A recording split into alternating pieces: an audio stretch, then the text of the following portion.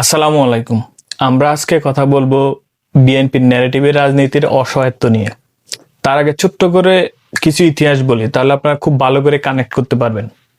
1971 সালের 25শে মার্চ পাকিস্তানি হানাদার বাহিনী যখন বর্বরভাবে নিরস্ত্র বাঙালির উপর আক্রমণ করে, তখন জিয়াউর রহমান চট্টগ্রামে সেনা বিদ্রোহ করেন। পরবর্তীতে উনি কালুরঘাট থেকে স্বাধীনতার ঘোষণা দেন। বিভিন্ন সামরিক বিশ্লেষকদের মতে জিয়াউর রহমান যদি এই ঘটনাগুলো না ঘটাতেন, তাহলে বাংলাদেশের স্বাধীনতা সংগ্রাম অথবা মুক্তিযুদ্ধকে সারা পৃথিবীর মানুষের কাছে খুব সহজে পাকিস্তানিরা এটা একটা বিচ্ছিন্নতাবাদী আন্দোলন বলে প্রচার করতে পারত এবং সে অনুযায়ী তারা জনসমর্থন পেত। 1975 সালের 7ই নভেম্বর জিয়াউর রহমানকে কেন্দ্র করে সিপাহী জনতার বিদ্রোহ ঘটে। এরপরে আসে 1990 সাল। স্বৈরাচার এরশাদের বিরুদ্ধে খালেদা জিয়ার নেতৃত্বে বাংলাদেশের ছাত্র জনতার সম্মিলিত উপস্থিতিতে একটা গণঅভ্যুত্থান ঘটে এবং স্বৈরাচার এরশাদের পতন ঘটে। 2024 জুলাইতে দেখেন দীর্ঘ 18 বছরের ফ্যাসিস্ট শাসনের পতন ঘটে ছাত্র জনতার গণঅভ্যুত্থানের মাধ্যমে।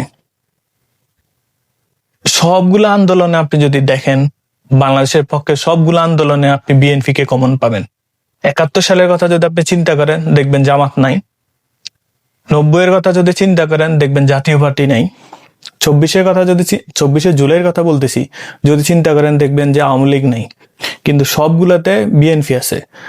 এতে করে বিএনপির পক্ষে যে পরিমাণ শক্তিশালী বয়ান তৈরি হওয়ার কথা মাঠ পর্যায়ে সাধারণ মানুষের কাছে, সে পরিমাণ বয়ান কি মানুষের কাছে বিএনপি পৌঁছায় দিতে পারছে?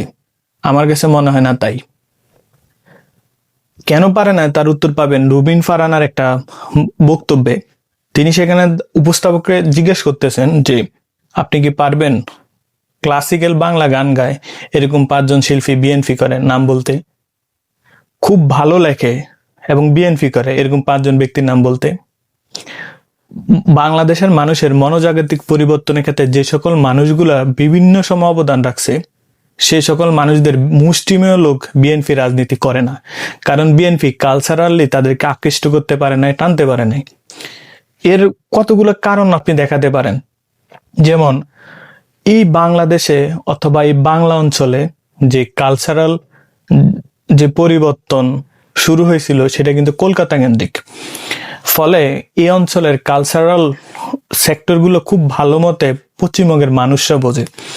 এতে করে দেখবেন ভারত নানাভাবে মুক্তিযুদ্ধ থেকে শুরু করে নানান ক্ষেত্রে আওয়ামী লীগকে সহযোগিতা করছে। ফলে বিশাল জনমত আওয়ামী লীগের পক্ষে নেওয়া সম্ভব হয়েছে। এখন পর্যন্ত আপনি যদি সোশ্যাল মিডিয়া দিয়ে খেয়াল করেন, দেখবেন যে এই অবস্থাটা জারি আছে। বিএনপি এই জায়গাগুলোতে কিচ্ছু করতে পারে নাই। জুলাইয়ের পরবর্তীতে, জুলাই যখন সার্বজনীন হওয়ার কথা ছিল, জুলাইকে বিক্রি করে বিভিন্ন গোষ্ঠী জুলাইকে এককেন্দ্রিকরণ করে, যেখানে বিএনপির অনেক বড় দায়িত্ব ছিল জুলাইয়ের অনেক বড় শক্তি হিসাবে জুলাইয়ের পক্ষে বিভিন্ন রকম অনুষ্ঠান, তারপরে বক্তব্য, নাটিকা, বিভিন্ন রকম অনেক কিছু করা সম্ভব ছিল বিএনপির পক্ষে। বিএনপি কিছুই করে নাই। বিএনপি সব সময় সবকিছু এড়ায় যেতে চায়। এটা একটা মনে হয় যে মধ্যপন্থা রাজনীতির একটা সমস্যা।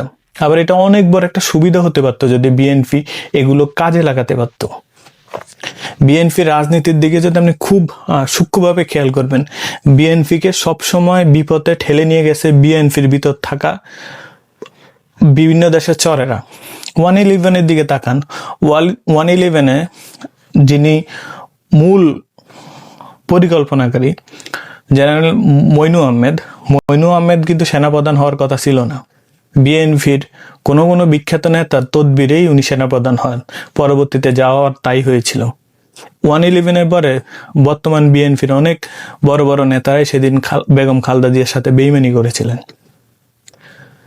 এই সকল ইতিহাস 111 কেন ঘটলো, এগুলো বিএনপি সরকারে আছে, এগুলো নিয়ে ব্যাপক বিশ্লেষণ করা দরকার বিএনপির।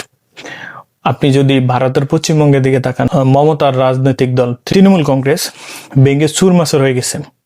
কেন হলো, এটা নিয়েও একটা আমার কাছে মনে হয় রিসার্চ হওয়া দরকার, যেটা বাংলাদেশের রাজনীতিতে বিভিন্ন দলকে হেল্প করবে বিভিন্ন সময়।